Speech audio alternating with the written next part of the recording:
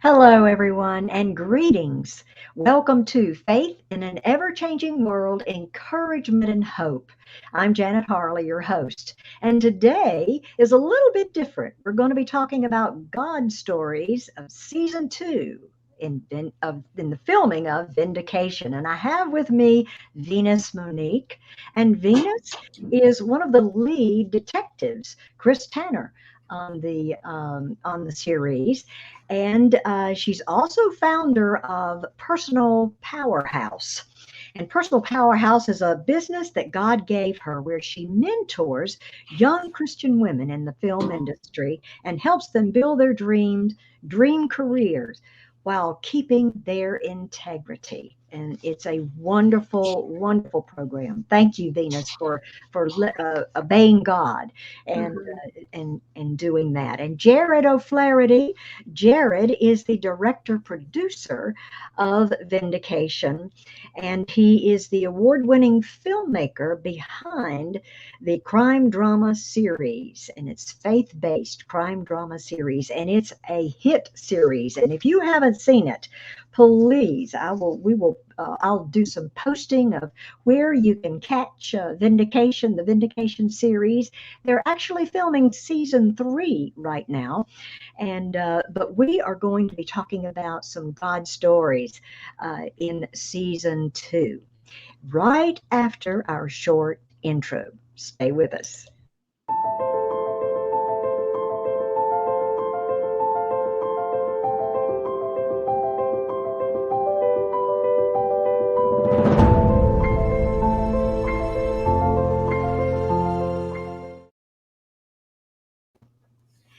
And welcome back, and welcome to you, Jarod and Venus. Thank you for joining me today. Thank you Looking for the forward. invite. All right, and looking forward to your God stories. And Jared and Venus, we were talking earlier. We see the finished product of a series or a movie, and so we don't get to see a lot of the behind the scenes or know what goes on. Just because it's faith based doesn't mean that things don't happen. So we're looking forward to hearing. Jerry, why don't you give us one of your God stories from season two? Yeah, absolutely. Well, there was a time back when we were filming season two that I brought up a notepad or word pad on my computer and just started writing out like a checklist of all the things that God had done to help us get through that shoot. Is because Oh, when you're in the moment and those things happen, you're like, thank you and giving praise, and then you move on, and it's real easy to start forgetting those things as time goes on. And there were so many things that happened. I'm like, I need to document this because yeah, I know it'll be so easy to forget all that God had done. Looking back at that list, there was a matter of a couple of crew members that were having a personal dispute between the two of them. uh-huh, And at the time I was worried, are they going to be able to work together? Are they going to be on set? And then in the right. end, it was like their friendship and relationship was rekindled during that time on set, and everything has been just fine and great since that time, even going into season three. And there's just, again, a list of about 20-25 things that happened within this shoot of God moments. Now, one of them that I'll give a little more detail on, when we were shooting season two, it was still in the COVID time where people were really on edge about what Yes. things should and shouldn't be done and Yeah. where they should and shouldn't be done. And we had a location we needed to get into, that the best option we had was like a government run facility. So you can imagine in the COVID time, the government stuff was even more restrictive, and Tighter. Yeah. and yeah, it was the most. And so I had been calling the office almost a couple times a week. Hey, just wanted to know if you had considered this. Are we going to be able to get in? And the secretary, she got like on a first name basis with me because I was the guy calling in asking about filming at this facility. And Yeah. it really just was not going anywhere. And it come to find out the facility that we were trying to get into had actually been permanently closed to the public. It was scheduled for demolition once they could get around to it. And Oh, it was just looking like more and more of a, this isn't going to happen. But I got to the my point where I would goodness. continue to call just to have them finally give me a no before moving on to something else. Sure. So it's getting, a week or so away from filming, and I still don't have a backup option. And I'm calling this place, and the lady asked me, what's the name of the series, and tell me again about it. So I told her Vindication, and let it go, and basically had like my final call. Like, I'm never calling them again if this doesn't happen. Well, I call, and the lady, the secretary that I talked to many times, is like, Jarod, oh my goodness, I went home and I binged watched that whole show. And I went into our director's office and I told him, you have got to make this happen. You've got to let them film there. Yay! And she said, and guess what? I'm emailing you a signed signed agreement for you to be able to get into this Wow. facility.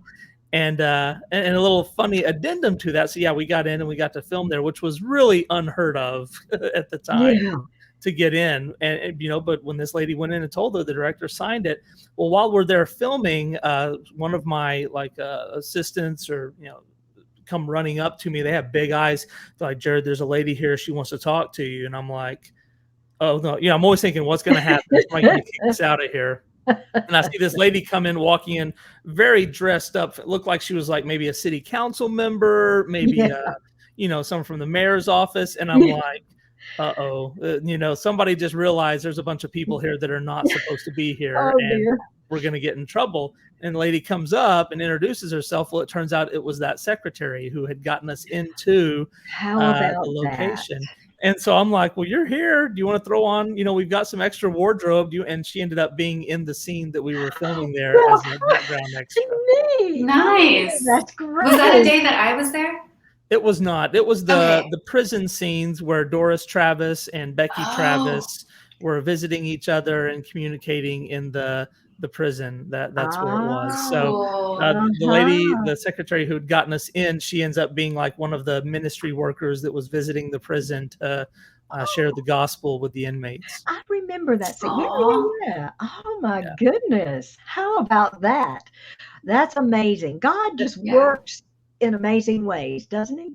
Yeah, and just to bring it back to him, and that it was one of those things. There's nothing I could have done better, said the right words to orchestrate what he brought together of this lady going and watching the show and being touched and impacted to the point that she now took action on our behalf. That's, after you've done this enough times, you realize those things you just can't force them. But when he steps in, he provides for the need. Absolutely. Absolutely. Venus, what about you? Do you have something that comes to mind? I do. I actually have two. And one of them, I wasn't even there on the day, but when I went to go film, they had told me about it. And Jarod, you'll probably have to tell the story, but there was a guy that he was an actor, maybe background, I'm not sure, but he was having a very difficult time in his life, like very difficult.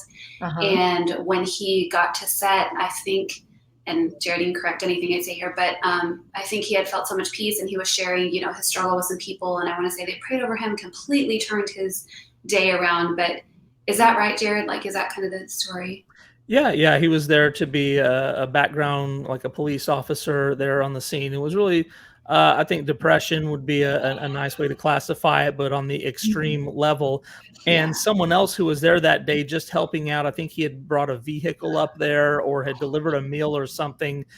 He worked for a company that specifically deals and helps people who are dealing with that in like law enforcement or in medical profession, firefighters, those type of things is what his company did. So these two guys end up like sitting there next to each other, waiting for time to shoot and strike up a conversation. And it was one of those kind of ordained moments to where two people were brought together, and that was on set. It didn't really have anything to do with the filming.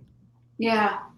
Wow. I love it. But go ahead, Venus. Go ahead.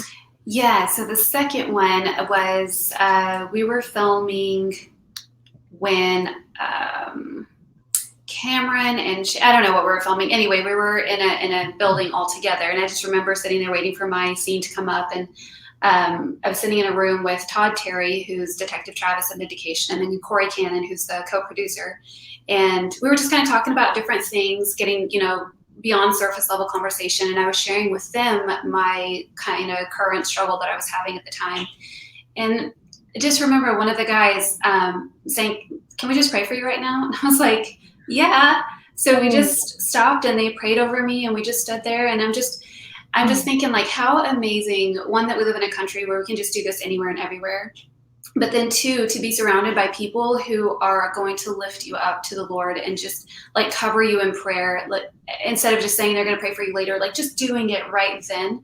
And then third, to have them be the men leading the way in that and showing that, like, we are the men, we are the leaders, and we are going to do this. And it was just such a nice, comforting moment for me. I was just so grateful for it.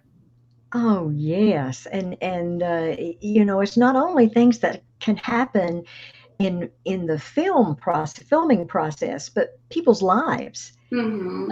People's lives can be changed. Yeah. And Jarod, I don't even think you know that, do you, that happened? Now, I'll say both of these stories are things that happen when I'm not around, or I'm off working or busy. Yeah, you were filming. Yeah.